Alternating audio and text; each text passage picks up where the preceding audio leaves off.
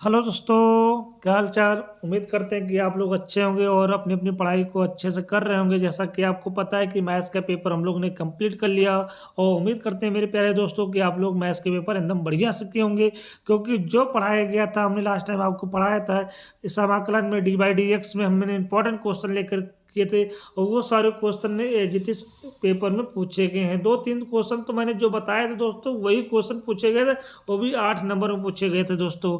तो चलिए इसी को उम्मीद करते हुए हम लोग भौतिक विज्ञान की तैयारी करेंगे, जो कि आपको 4 तारीख को पेपर देना है भौतिक विज्ञान का। तो हम लोग इसकी तैयारी हम आज से करना चालू करेंगे। तो दोस्तों आज हम लोग का सेशन जो होगा बहुत इंपॉर्टेंट होगा, क्योंकि आज का वीडियो क्योंकि हम लोग प्रूविंग देखेंगे और प्रूविंग में गॉस की जो परिमेय होती है, गॉस का जो प्रूविंग होता है फार्मूला, उसको आज सीखेंगे और हमेशा हर साल पेपर में पूछा ही जाता है ये थ्योरम दोस्तों। तो चलिए इसको स्टार्ट करते हैं। स्टार्ट होने से पहले हम लोग एक मोटिवेशनल थिंग को पढ़ते हैं और ये अपनी लाइफ में जरूर याद रखिएगा कि मेहनत इतनी खामोशी से करो दोस्तों, मेहनत इतनी खामोशी से करो कि सफलता शोर मचा दे दोस्तों। तो यही उम्मीद के साथ हम लोग आपको पढ़ा रहे हैं और एकदम रात दिन लगे हुए हैं दोस्तों कि ताकि आप लोग का पेपर अच्छा जाए। और चलिए गॉस की प्रमेय देखिए हम लोग पढ़ते हैं। लिखा हुआ गॉस के प्रमेय के अनुसार किसी बंद पृष्ठ से गुजरने वाला किसी बंद पृष्ठ से गुजरने वाला कुल चुंबकीय फ्लक्स दोस्तों, हम लोग चुंबकीय फ्लक्स को डिनोट करते हैं फाई से। कुल चुंबकीय फ्लक्स ये देखिए उस पृष्ठ पे उपस्थित कुल चार्ज का 1/एप्सिलॉन नॉट के टाइम्स के बराबर होगा दोस्तों। यही आपकी गॉस थ्योरम है दोस्तों, यही आपको प्रूव करना है। तो याद रखेंगे क्यू हमारा क्या होता है दोस्तों, तो बोलेंगे कुल चार्ज होता है। क्या होता है क्यू? कुल आवेश होता है दोस्तों, आवेश। बात क्लियर है? कुल आवेश। और फाई क्या होता है, तो बोलेंगे वैद्युत फ्लक्स, वैद्युत फ्लक्स। क्लियर है दोस्तों? तो गॉस का प्रमेय क्या होता है, पहले ये याद रखना है। 2 नंबर में 1 नंबर में जरूर पूछा जाएगा किसी बंद पृष्ठ से। ये देखिए दोस्तों, एक हमने सरफेस मान लिया जो कि क्लोज सरफेस है। इस बंद पृष्ठ से गुजरने वाला चुंबकीय फ्लक्स गुजरने वाला चुंबकीय फ्लक्स ये देखिए चुंबकीय फ्लक्स गुजरने वाला चुंबकीय फ्लक्स इस पृष्ठ के अंदर कुल चार्ज के 1/एप्सिलॉन नॉट टाइम्स के बराबर होता है दोस्तों। तो ये बात क्लियर हो गई, ये बात आपको सबको क्लियर हो गई। तो इसी को हम लोग आगे प्रूव करेंगे। तो ये डेफिनेशन आप याद रखिएगा। हेलो दोस्तों, हेलो नहीं मेरे प्यारे दोस्तों, स्टार्ट करते हैं। हम लोग यहाँ पर आज गॉस के प्रमेय को प्रूव करेंगे। जैसा कि अभी एक स्टेटमेंट,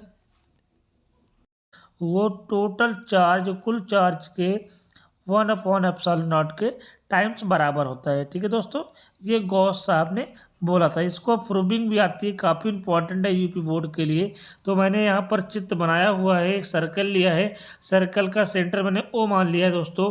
और ओ से ये एक पॉइंट हमने ए लिया है और ओ से एक पॉइंट हमने बी लिया है। तो ओ बी, ओ ए और ओ बी क्या है दोस्तों, तो बोलोगे रेडियस है। क्या है दोस्तों? रेडियस है। बात समझ में आ गई? बात यहाँ तक क्लियर हो गई है दोस्तों। ठीक है। और मैंने देखिए यहाँ से ए से बी के बीच में हमने एक डॉटेड लाइन को शो किया है। ये क्या है? ये एरिया है, क्षेत्रफल है।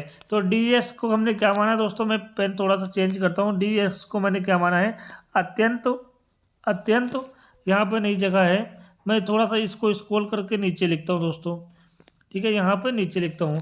ठीक है दोस्तों, मेरे प्यारे दोस्तों, डी एस हमने क्या माना है? अत्यंत सूक्ष्म, अत्यंत सूक्ष्म क्षेत्रफल दोस्तों। ठीक है, बात क्लियर हो गई? चलिएगा, यहाँ तक क्लियर हो गई, यहाँ तक क्लियर हो गई। आगे देखते हैं दोस्तों।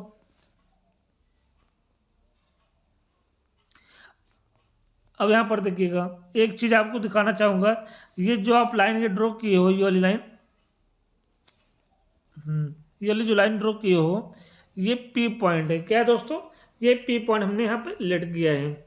चलिएगा, तो यहाँ पर देखिएगा, आवेश आवेश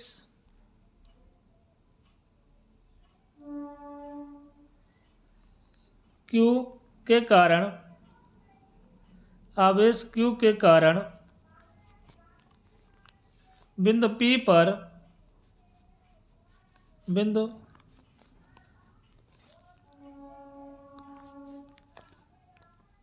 चलिएगा, इसको थोड़ा सा राइटिंग नहीं अच्छी है।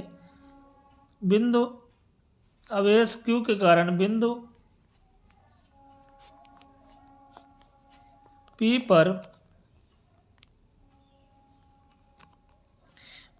पर वैद्युत क्षेत्र की तीव्रता, वैद्युत क्षेत्र की तीव्रता दोस्तों, तो ये देखिए हम निकालते हैं इसको।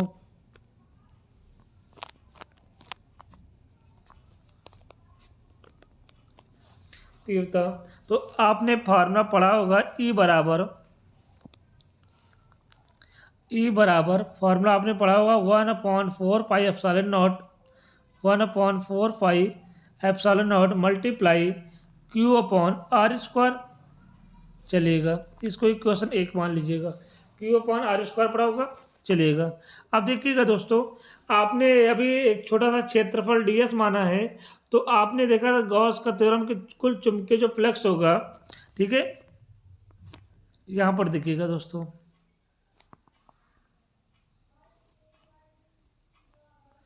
चलिएगा यहाँ देखिए जरा कि आपने चुंबकीय फ्लक्स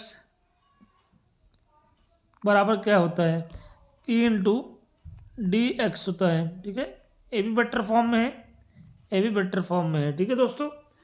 यहाँ देखिएगा, अगर जब वेक्टर फॉर्म से डॉट प्रोडक्ट होता है, आप इसको वेक्टर हटाओगे तो E D S cos theta आ जाता है दोस्तों। क्या आ जाता है, कॉस थीटा आ जाता है मेरे पास। क्लियर है। चलिएगा, अभी आपने देखा है ऊपर आपने चित्र में ध्यान से देखा है कि जो ई वेक्टर है और डी एस वेक्टर है, दोनों एक ही डायरेक्शन में है। ई वेक्टर मतलब वैद्युत क्षेत्र और सूक्ष्मतम क्षेत्रफल जो है दोनों एक ही डायरेक्शन में है। इसका मतलब थीटा की जो वैल्यू होगी दोस्तों कितनी होगी, तो बोलो थीटा की वैल्यू 0 डिग्री होगी। बात क्लियर हो गई, बात यहाँ तक क्लियर हो गई। तो आगे देखते हैं, यहाँ पर जब वैल्यू पुट करेंगे, थोड़ा सा इसको ऊपर करिए, जब यहाँ पे वैल्यू पुट करेंगे तो डेल्टा फाई बराबर ई डी एस कॉस 0 डिग्री, और कॉस 0 डिग्री की जो वैल्यू होती है दोस्तों वो 1 होती है। कितनी होती है, 1 होती है। तो डेल्टा फाई बराबर कितना आ जाएगा, तो बोलोगे ई डी एस आ जाएगा दोस्तों। अभी आपने देखा है कि यहाँ पर देखिए स्क्रॉल करिए, अभी आपने ई की वैल्यू आपने क्या निकाला यहाँ पर दोस्तों, ई बराबर, ये देखिए आपने ये निकाला हुआ है दोस्तों, ठीक है। तो ई बराबर ये वैल्यू अभी हम यहाँ पर रख देंगे नीचे आकर। चलिए, ये वैल्यू हम यहाँ पे पुट कर देंगे दोस्तों। तो चलिए, डेल्टा फाई बराबर 1/4 pi epsilon not multiply Q upon r square और मल्टीप्लाई डी एस। बात समझ में आ गई, बात यहाँ तक समझ में आ गई दोस्तों। चलिएगा आगे चलते हैं इसको, चलिए इसको स्क्रॉल करिए ऊपर को, इसको लेकर चलिए। तो दोस्तों यहाँ पर आप देखिएगा डी ओमेगा जो है, डी ओमेगा बराबर होता है d s upon r square के दोस्तों, ठीक है। डी ओमेगा बराबर होता है d s upon r square का। डी ओमेगा क्या है, तो बोलोगे कोणीय वेग है दोस्तों, ठीक है। और डी एस क्या है, सूक्ष्मतम एरिया है, क्षेत्रफल है। आर क्या है, त्रिज्या है। तो क्षेत्रफल बटे त्रिज्या बराबर क्या होता है, डी ओमेगा होता है। तो दोस्तों यहाँ पर देखिएगा, यहाँ पर ये चीज़ देखिएगा, d s upon r square की जगह पे हम लोग क्या करेंगे, डी ओमेगा यहाँ पर वैल्यू पुट कर देंगे दोस्तों। तो चलिएगा, डेल्टा फाई बराबर क्या हो जाएगा, तो बोलोगे डेल्टा फाई बराबर क्या हो जाएगा, 1/4 पाई या 4 पाई एप्सिलॉन नॉट, ठीक है। D s upon r square की जगह पे क्या कर दोगे, डी ओमेगा कर दोगे। यहाँ तक बात क्लियर हो गई, यहाँ तक बात क्लियर हो गई है, ठीक है। अब यहाँ पर आगे एक लाइन लिखेंगे, यहाँ पर लिखेंगे संपूर्ण पृष्ठ से गुजरने वाला वैद्युत फ्लक्स, टोटल वैद्युत फ्लक्स निकालेंगे। क्या लिखना है, संपूर्ण, अच्छा इसको लॉक कर दो भाई, संपूर्ण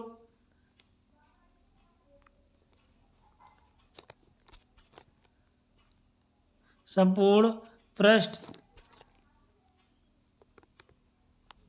संपूर्ण पृष्ठ से गुजरने वाला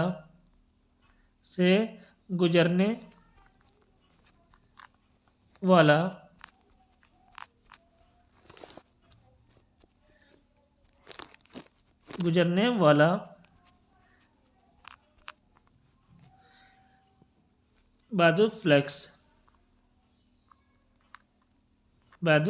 फ्लक्स दोस्तों।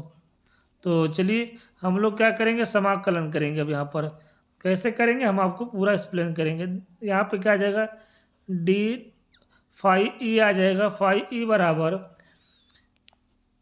ठीक है, 1/4 पाई एप्सिलॉन नॉट। अच्छा 1 मिनट ऊपर आइए थोड़ा सा दोस्तों, ठीक है, और ऊपर आइए।